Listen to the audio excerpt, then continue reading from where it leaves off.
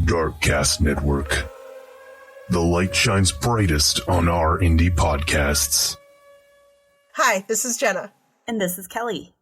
And you're listening to ODFM. This episode is one dick scar from murder. Wait, what?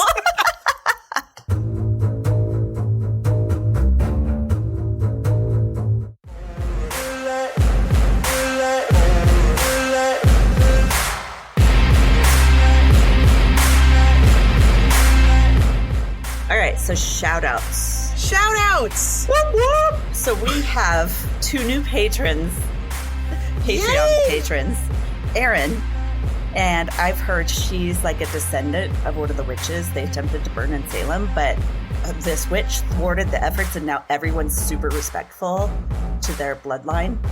So thanks, Erin. Yeah. It's impressive. I know. And then Michelle, who travels the U.S. in her Volkswagen van, saving animals from shitty people.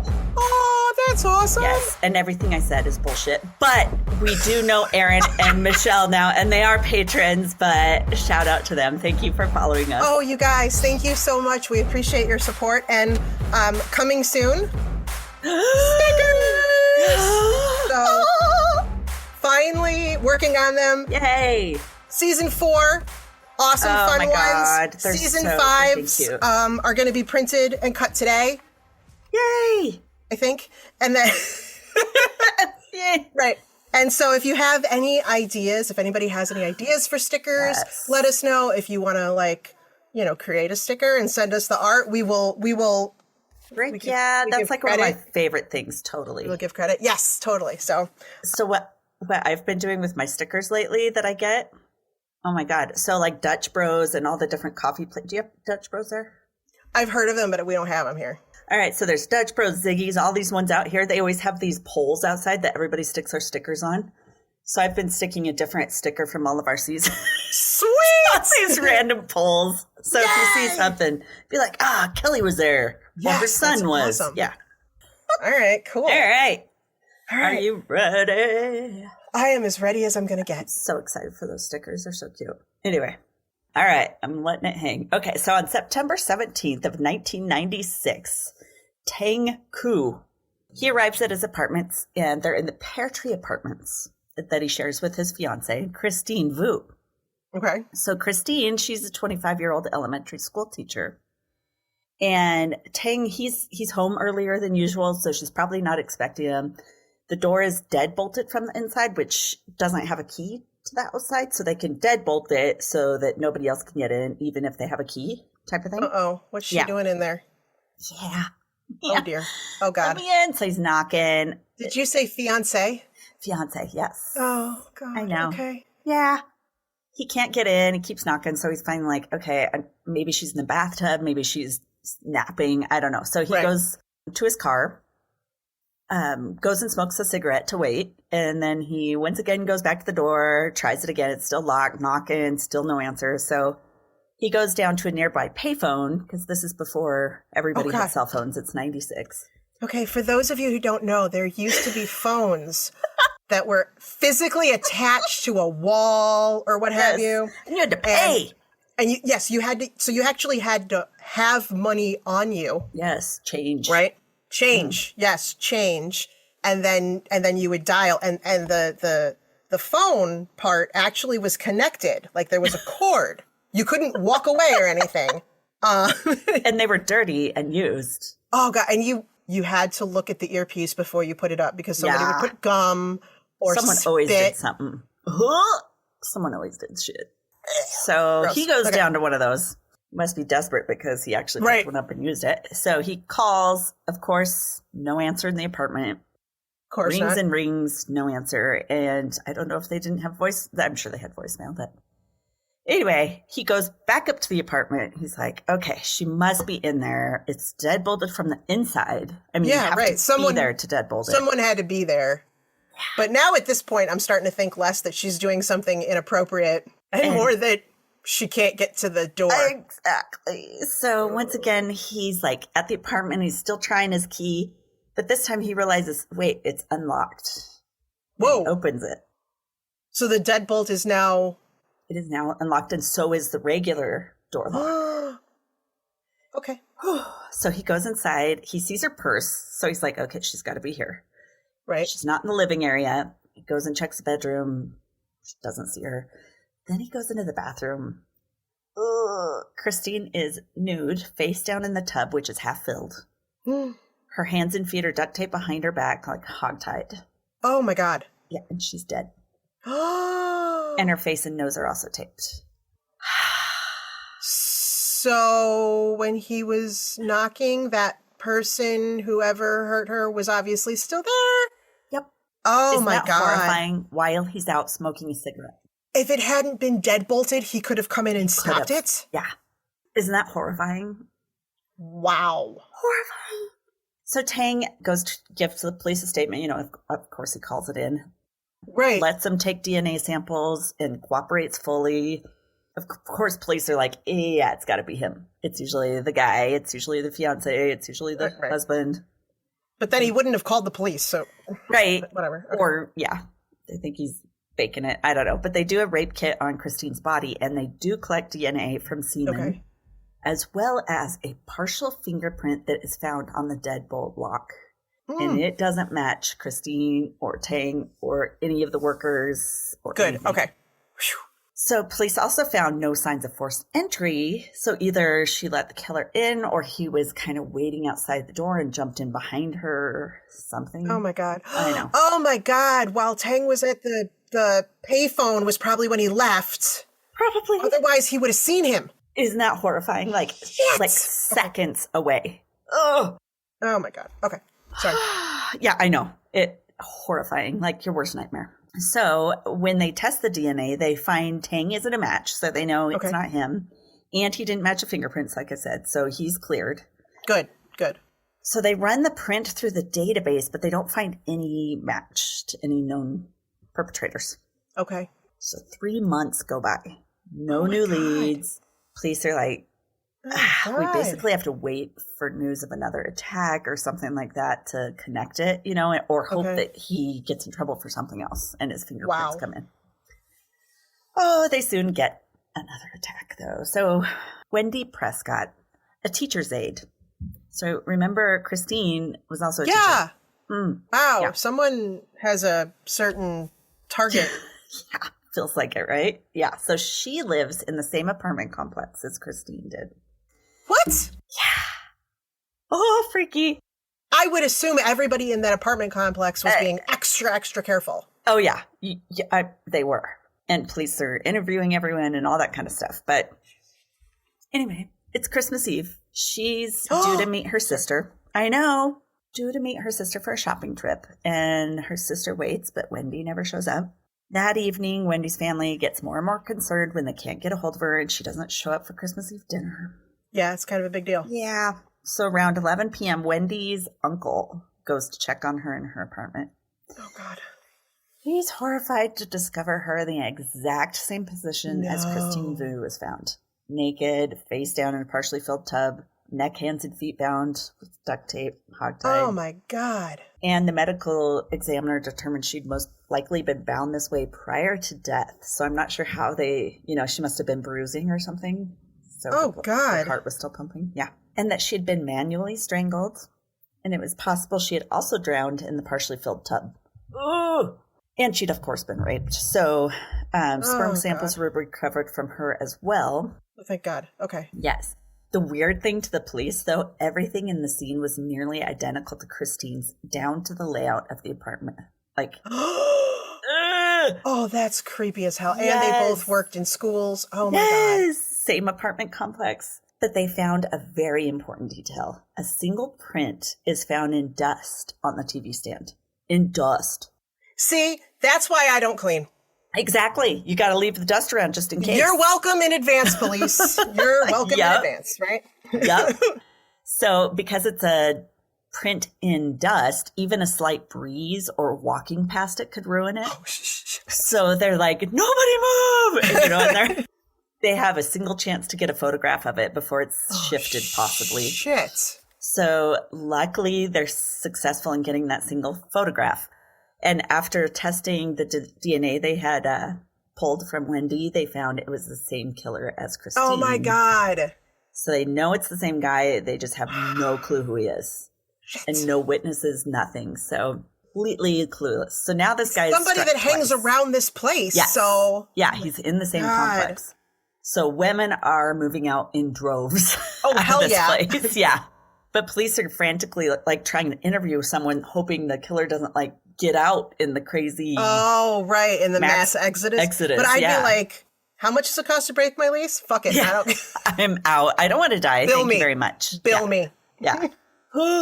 So this is in Texas, by the way. I don't know if I said that, but. No, okay, Texas. Okay. Yes. Good to know. Yes. So they look at everyone that lives there, of course, and anyone who works there. And for months, they spend endless hours combing through records and interviews.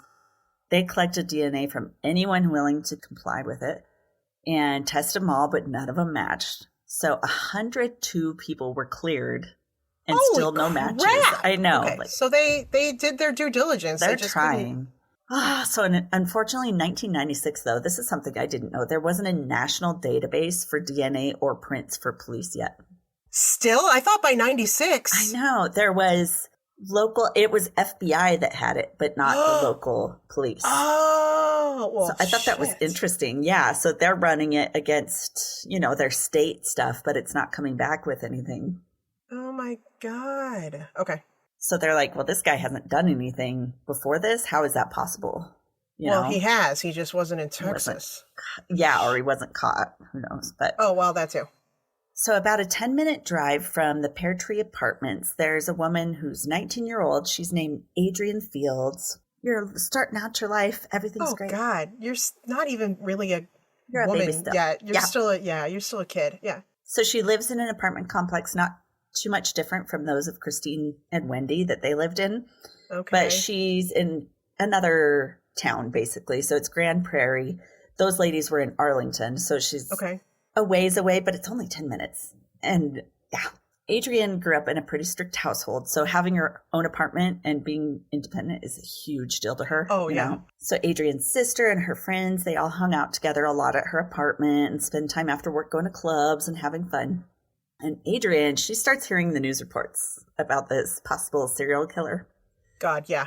Yeah, and the media dubs him the bathtub killer. That's boring, but I guess it's true. You guys really gave it a lot of effort there. She came up such a different one. Yeah. As soon as she hears this, she is overcome with a gut-wrenching feeling that she's going to be one of his targets. Like, the feeling is so terrifying and real that she knows it. She's like, this is a full-on premonition. She calls her sister and her friends, and she's like, I know he's coming for me. And oh my God. Tell me she moved out then, or went home, or got someone to stay with her, or... Right. Yeah, she feels like she can't explain it, but she knows it's a warning for her. And of course, her friends and family are like, okay, settle down now, honey. You're blowing it way out of proportion. And they're trying to calm her down.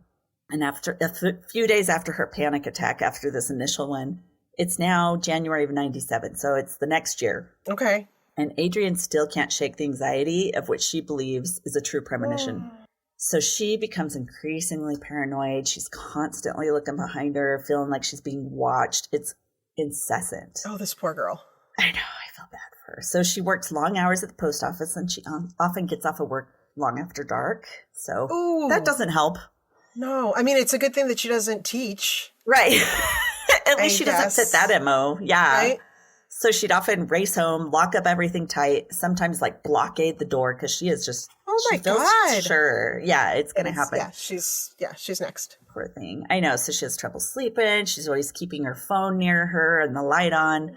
And the fear becomes so intense that she's having trouble living a normal life. Like, this isn't just a short term, like, I feel like I could be, it's a potential, but it's This is seriously affecting her every day. Everything. So she'd try to convince herself I'm being ridiculous. And she'd have her sister spend the night on the couch for added comfort. Okay. Yeah. So, and friends, she'd be like, because she could not go on with things. But even with all her precaution, Adrienne still doesn't feel any better. And she would like change up her driving routine at night because she felt like she was being followed in her car. Oh my God. I know, this poor thing. So she's trying everything in the book to keep herself safe. Like everything that anyone tells you to do. So this goes on for months. Oh my God. I know. You can't function like that. No. So she decides, like you said, maybe I should move. this isn't the right place for me. Maybe a new place will stop this feeling. Maybe I'll feel safer. Maybe I'll move farther away so that there's less of a chance. So in May of that year, so remember this started in January, her like phobia. Jesus. So in May, she moves to an entirely different apartment complex and settles in. And she actually starts to feel a little better. And she's like, okay, my fear is passing. She's no longer consumed by it. And she begins relaxing. Thank goodness. Yes. I know. Okay. So her friends and family are relieved. And I'm sure dealing with the like constant panic can't be easy for him. You know, like you're probably at the point where you're like, dude. Yeah, you got you move on. Yeah. It's not easy for them. So Adrienne goes back to her old self a little bit, and she even starts joining friends out, which she had basically isolated herself. Oh, my God. Starts going back to clubs again. Meanwhile, the bathtub killer seems to have gone quiet, and police haven't gone anywhere with their investigation. But he's about to strike again. See, the bad part of this story is that she's in this story. Exactly. It's not just some random person that's like, hey, I felt like I might be next. No. Yeah. Yeah. Thank God we had each other at our apartment and watched all the scary stuff we did, because that helps. Right? I don't know if you remember my friend Keith, but I remember going over to his house once, and I can't remember what, it was some stupid space movie. And there were like monsters or whatever. And I was freaking the frick out. And I was like, dude, I cannot watch this. I have to go home and be by myself. I cannot. So he was like, and I had driven there. I'm like, he's like, I will follow you home. I'm like, okay. He follows me home. And I'm like, and I get out of my car and I look at him and he's like, okay. And I go, no, you're coming with me. Let's go. I made go check my apartment. So he came in. And he looked all around. He's like, it looks fine. I go, I did not see you look under the bed. I did not see you look in the cabinets. I made him check every closet. I'm like, cabinets. I have to stay here by myself. I was like... So was this after he had furniture? Because I remember going to his place for a party and there was like nothing. Right, I remember. Yeah, so the episode where you were talking about the guy's bachelor pad, it made me think of Keith's place. Yes, it was with the no furniture. Yeah, he had like one chair, like an outdoor chair that he sat in. And he made good money. It was just the same thing. So you're like, why don't you get furniture? You make good money. Furniture. Oh, seriously. Yeah. No. That's funny. So, but yeah, I made him, I do remember that because I was like, dude, if you think I'm going to sit here and watch this shit and then go home by myself. Yes. Not going to happen. You better have another story. See, that would be a great trick for dating for guys. I'm sure it is a trick guys use. Like, oh, that's okay. I'll stay with you. Exactly. Did you ever? I know, poor Adrienne. She's still freaking out. Well, actually, she's better at this point, right? So right. She's better. So, did you ever watch Big Brother? I have seen Big Brother. I used to be obsessed with it, but I haven't watched it in years because I don't have the streaming show that it's now on Paramount. I got you. No, there was a season or two I was obsessed with. Yes. Yes. So in season 11, there's a house guest whose name is Shima Benson. Okay. Prior to being on Big Brother way back in 1999, Shima was a college student living in the Alpha Kappa Alpha sorority house at the University of Texas in Arlington. Uh-oh. Late one night, while everyone's asleep, Shima's suddenly woken by a man sticking a gun in her face. And you know what? Sororities and stuff, they'd often leave the doors open and fraternities unlocked so that their sisters and brothers could get in. I remember that. That's not cool. It's scary. No.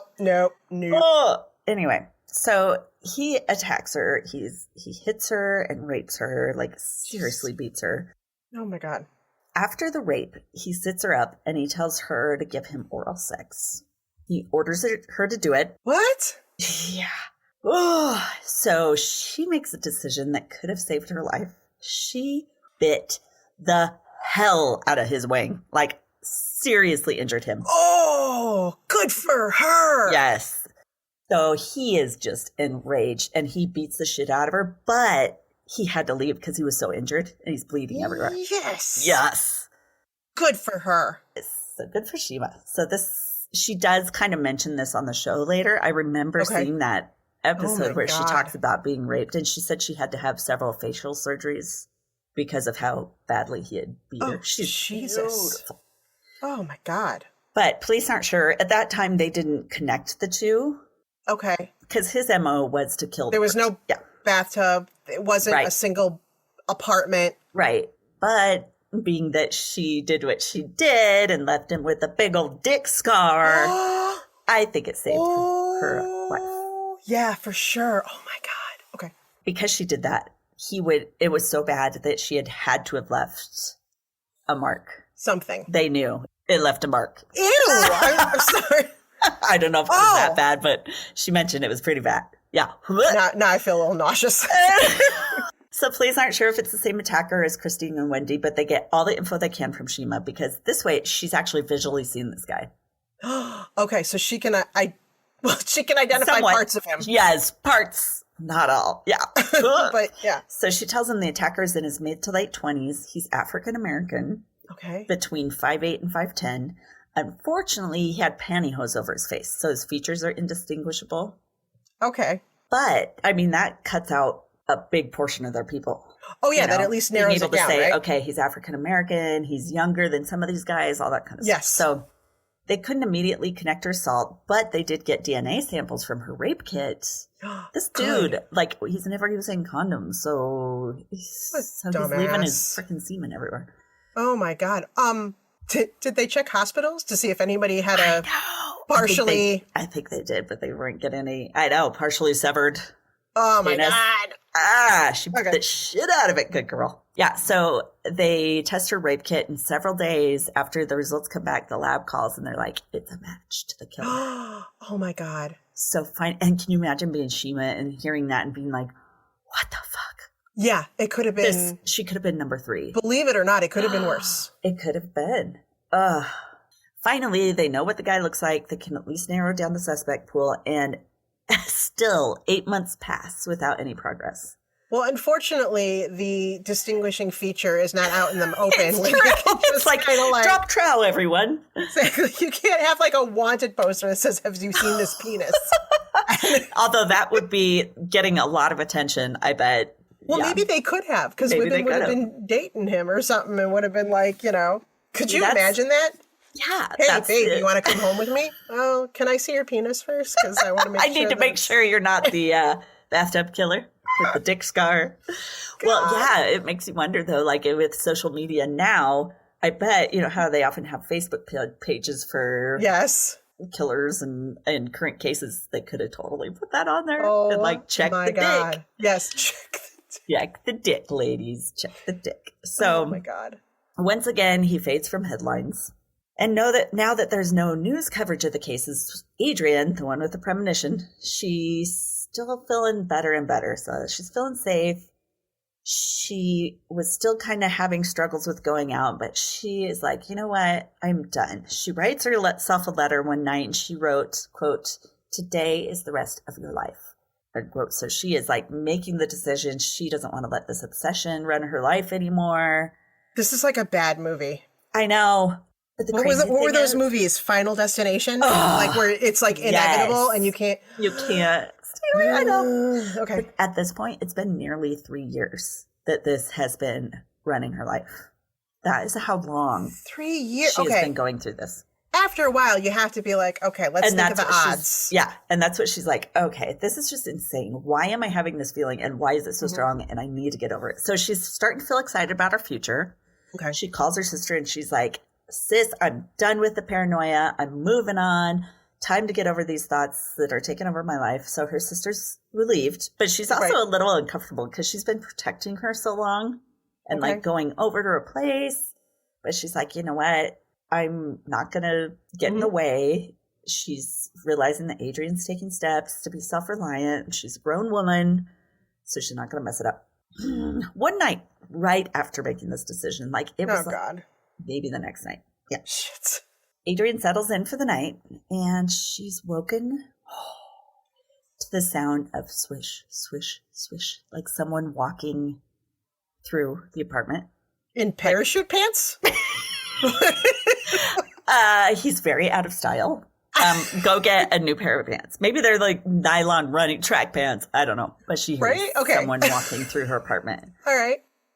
So she starts to sit up and her bedroom door flies open. Fuck. So a man runs full speed into her room and he jumps on her like, yeah. He covers her mouth with his hand and he tells her not to scream. He pulls out a gun and he points it at her and tells her, as long as you stay quiet, you won't get hurt. Oh my God. So Adrian is like, of course she's in a panic, and she's like, here, it's happening. It's happening. Yeah. So she's looking out the window, trying to figure out what she can do. And he notices that she's looking out the window, and he's like, why are you looking out the window? Why do you keep looking out there? And she's like, someone's coming over, soon to see me. Hoping it'll scare him. Smart. I'm listening for... Yeah. He replies, no one is coming to see you, and I know no one comes over to see you at this time of night, Adrian. Fuck. He knows her name. He knows her schedule. Oh my God. So she's just like, this is it. I'm going to die tonight. This is the moment that I've been dreading forever. Oh my God, that thought. Anyway. Holy cow. Whew, one super party. Yeah, super party. Super party. One super party. It's a super party. It's a weird part, a super weird part of this. Adrian asks the guy, the attacker, why he's doing this. And he says, the devil keeps making me do it. And then he tells her, this really weirded me out. I want you to love me like there's no tomorrow. I'm like, dude, you're doing it wrong. Yeah. This is not how that works. Going and jumping on someone, that's not love. So I don't know anyone who's ever said, so how did you two meet? And I attacked her in bed one night. Right. I jumped on her like a spider monkey, and I would love a spider monkey to come jump on me. I'd be okay with that. Like, what the hell? Freak. That's not how this works. No, but in fact, this is how to get me to feel exactly the opposite. Like I kind of rather kill you, but okay. So she did tell him during this long time he's in her apartment, she tells him, I'll give you 10 minutes before I call the police when you leave. Like trying to connect with him and give him out and all this. Oh, I see. So he'll leave and leave her alive. Yes. Okay, smart. But he still pushes her down, rapes her for over 2 hours. Oh my God. I mean, minutes probably seem like hours, so I can't even imagine. So after the long, torturous hours, he stands up and he looks at her and he's like, so you're still giving me those 10 minutes, right? She's like, yeah, leave, fucking leave. Right, what is she supposed to say? I know, yeah, of course I am. So he leaves. And of course she didn't wait the 10 minutes, she calls right away, but he does get away regardless. So when describing him to police, investigators note that her description of the attacker matches Shima's. Really? And once again, when the DNA comes back from the rape kit, it was matched to the bathtub color. She was freaking right. I am disappointed to find out that Shima's injury of him did not keep him from able to do that for 2 hours. I know. I know. Isn't it disappointing? So I was hoping it was broken forever. That's what I was hoping too. But it must have been. She gave it the effort. She did. I'm glad. And it probably saved her life. But oh, yeah, right. So, of course, Adrian moves out of her apartment. She's unable to stay there where she's attacked. She's like, oh, my fucking God. If she had just stayed in the original apartment, she probably would have been better off. Son of a bitch. Maybe. But so this time she moves back in with her parents. So she gives up. She should have just done that in the first place. I know. Also, if I had had that premonition, you would have seen my ass working out like Brie Larson. And, right. Ready to kick their ass if they come after you. Totally. Come at me, bro. Yeah. No shit. But she's still worried. If she moves in with her parents, he knew her name. He knew a lot about her. He knows her. So he would know if she moved. Yeah. And would it put her parents at risk? So she's worse than ever. The paranoia, it's worse than ever. Of course. Yeah. I mean, what I thought was going to come true came true. Nobody ever believed me, and look what happened. So her sister tries to do it. She feels horrible. And she's trying to do everything she can do to help her, but she feels powerless, So after a while, Adrian once again is like, okay, I got to take my life back. I can't live locked up forever because this guy. Right. So she meets friends at a club that they used to meet up at. Okay. And at the club, Adrian's feeling really cautious and on guard and anxious, of course. She tries to relax and have fun dancing with her friends, but then that same wave of fear hits her and she knows he's there. She feels him in the club and her spine is tingling and she is like, we have to leave now. She's telling her friends. And this time they're like, yes, let's go. I believe you. Let's get the fuck out of there. Well, what can he do to her in the club? But I don't know why. Just knowing that he's there. I know. And her the spidey senses. she went through. Yeah. She's like, I cannot do this. So she returns to even a worse life of solitude. Like this poor thing, it's like becoming like agoraphobia. She cannot leave. She's not sure if she can ever feel secure again. Oh, God. Okay. But more than 10 months after her rape, police finally get a break. Thankfully, they're smart. And I guess you have to keep resubmitting fingerprints. It doesn't just catch ones that you've submitted before and be like, oh, yeah, remember that? You submitted? Here it is. Someone's got to write some code for that shit. That's right. I think maybe hopefully now it's fixed. Yeah, but back then, they had to continually submit it. So someone does. They submit it again into APHIS. And this time, they also submit it to the FBI, who keeps the nationwide network. Finally. Yes. And since this, it's now available to all police departments now as well. So thank God. This time, the fingerprints come back with a hit. It matches to a man who had recently been arrested for burglary. Really? Recently. And that was the only thing on his record. You're kidding. His name is Dick Scar. No, it's not. His name is Dale Devon Scheanette. Yes. And he actually had no former criminal history. That only the burglary was the only thing in him. So, oh my God. I know. So police issue a warrant and they easily find him in Arlington. So like all his records are still there. Current. He's still there. But during questioning, he refuses to say anything and he immediately lawyers up. Did they ask to see his penis? Yes, but also they got a warrant to collect his blood and saliva. I thought you were going to say they got a warrant to collect his penis. They collected it. They just cut it right off. We're going to have to take that with us, sir. Sorry. Yep. That's a deadly weapon. Yes. Oh, seriously. What? And he matched all the assault kits. All his DNA did. And yes, they did have him drop trout, check for the scar. And sure enough, he had a pretty good scar on that ding-a-ling-a-ling. Yep. Yay! Yeah, a giant scar on you, dang. Get him. Yep. So when they dug into his background, they found he did have a connection to the Pear Tree Apartments, where the first two girls were killed. Yes. He was in the original suspect pool since he had lived there at one time. But he didn't raise any red flags because he had no prior criminal history. And I don't think he was one of those that voluntarily gave up his DNA. So yeah, I would think so. Yeah. So they can't really force it. But police thought that because of his first couple of victims were killed, it would be strange for him to de-escalate and chain his MO to rapes. That is true. Okay. But he did. He reversed it and went from killing to rape instead because there were a couple others that were able to be connected to him. Seriously? Yes. In between, but I couldn't find any info on what those were. They must have kind of. Oh my God. Yeah. So in total, Dale had killed 2 women, both in education, like we talked about, and raped and assaulted 4 other women before being caught. Wow. So the investigators discovered that Dale worked as a bouncer for nightclubs. While bouncing, he would get club goers' IDs at the door. Holy shit. Uh-huh. He'd memorize their names and addresses. And at least 2 of his victims had been at the club he worked at. In fact, he did work the same club the same night that Adrian had been there with her friends that she claimed he was there. She knew! This freaking girl knew! She should be a freaking, like a medium or something, yes. Yes. So, on January 8th of 2003, Dale Devon Scheanette is found guilty of the murder of Wendy Prescott. I'm not sure why they didn't, I think because he got the death penalty with this one. Oh, since okay. It's Texas. I think they were just like, well, he's going to be dying anyway.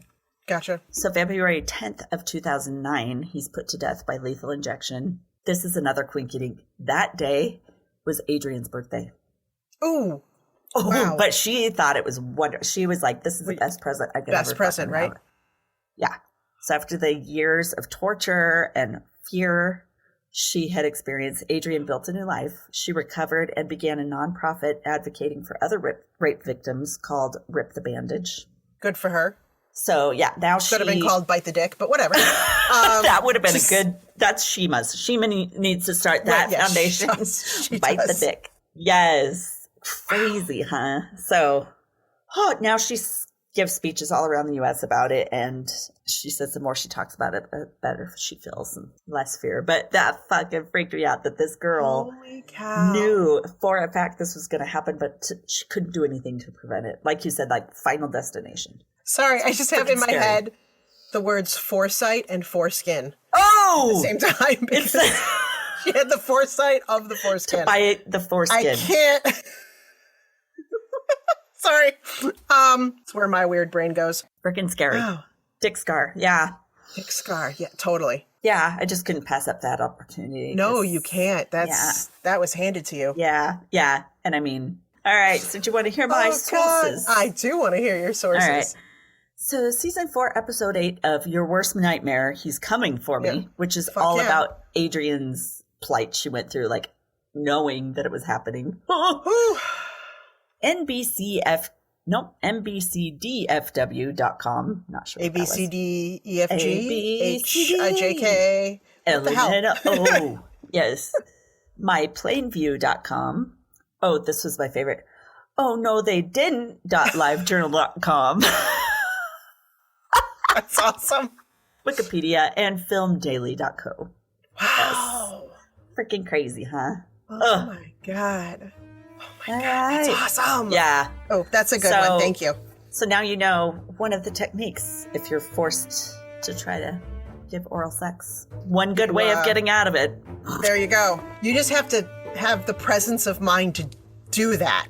Oh, she was badass. And to be like, I know he's going to beat the shit out of me because he had already beat her some. But she's but then you're like, hey. What you got to lose? Mm-hmm. Mm-hmm. I'm not walking away from this easily. You're not walking away from this easily. Yeah, he limped away. I mean, it's a horrible thing, but I can't believe that he was still able to. I know. The attacks after that.